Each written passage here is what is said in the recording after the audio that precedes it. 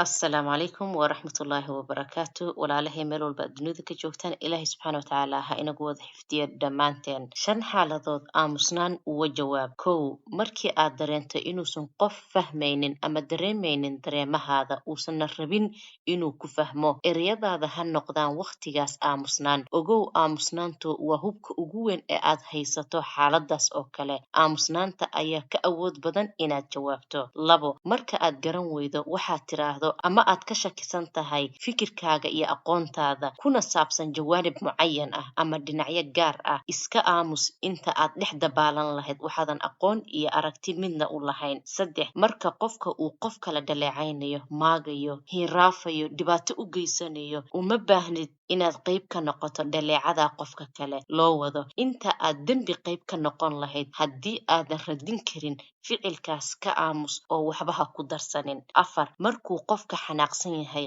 qaylinayo xanaaq dartiis ku deji oo ku qabooji qofka aamusnaan shan markuu qof walaalkaa ah asxaabtaada ah aad garanaysid uu ku yimaado kulana wadaagayo si shucuur iyo dareen leh dhacdo noloshiisa ku dhacday isku day inaad aamusnaan si qoto dheer leh ku dhageysatid waxaan idinka tegayaa fii amaanillaah assalaamu calaykum waraxmatullaahi wabarakaatu